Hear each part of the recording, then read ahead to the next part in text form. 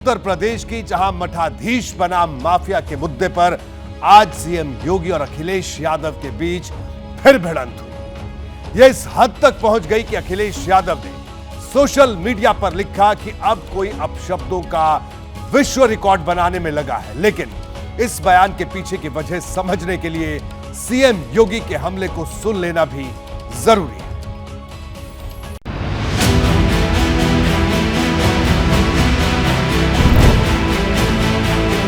माफियाओं के सामने नाक रगड़ने वाला व्यक्ति, दंगाइयों के सामने घुटना टेकने वाला व्यक्ति आज भारत की संत परंपरा को माफिया कहता है। ये उनके संस्कार हैं। समाजवादियों ने और खासकर मैंने कभी किसी संत, किसी अपने महंत, किसी सन्यासी के बारे में कुछ नहीं कहा। अगर उनको लगता है कि वो शब्द ऐसा है जिसका भाव वो किस रूप में ले रहे हैं, तो हम तो ये कहेंगे कि हमारे उत्तर प्रदेश के मुख्यमंत्री नहीं है, वो मठाधीश मुख्यमंत्री है। मुख्यमंत्री योगी आदित्यनाथ अयोध्या के मिल्कीपुर में थे तो अखिलेश यादव लखनऊ में।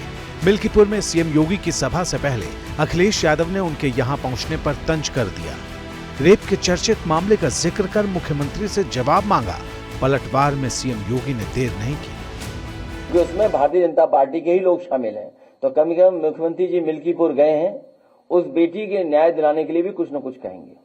कि जैसे कुत्ते की पूंछ सीधी नहीं हो सकती, वैसे ही ये समाजवादी पार्टी के दरिंदे जो बेटियों की सुरक्षा के साथ खिलवाड़ कर रहे हैं, ये कभी ठीक नहीं हो सकते। मिल्कीपुर सुरक्षित विधानसभा सीट पर जल्द ही उपचुनाव होने वाला है। इस सीट की जंग को बीजेपी ने प्रतिष्ठा का सवाल बना लिया है। खुद सीएम योगी ने इस सीट को जिताने की जिम्मेदारी अपने ऊपर ले रखी है। 2022 के विधानसभा चुनाव में यहां से समाजवादी पार्टी के अवधेश प्रसाद जीते थे। अयोध्या लोकसभा सीट से इस साल सांसद चुने जाने के बाद अवधेश प्रसाद ने विधानसभा सदस्यता से इस्तीफा दे दिया था। अब उपचुनाव में सीट के जातीय समीकरण को साधना बीजेपी के लिए चैलेंज है। वजह है अनुसूचित जाति, ओबीसी और मुस्लिम वोटरों का वो समीकरण जो समाजवादी पार्टी के लिए फायदेमंद साबित होता रहा है। इस सीट पर 3,40,000 से ज्यादा वोटर हैं। इनमें 1,10,000 से ज्यादा अनुसूचित जाति के मतदाता हैं। इनमें 60,000 पासी समाज के वोटर हैं।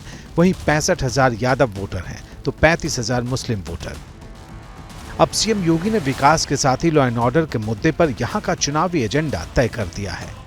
बबुआ अपने घर के बाहर नहीं निकलता था।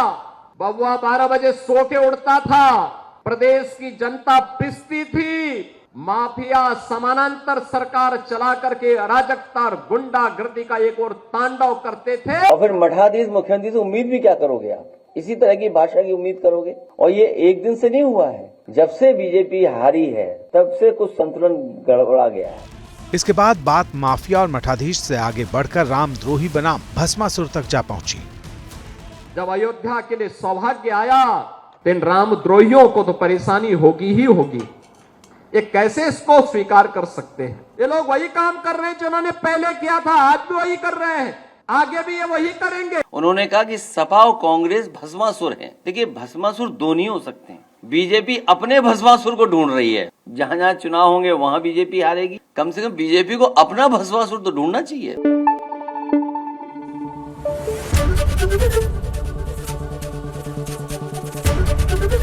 एबीपी न्यूज आपको रखे आगे।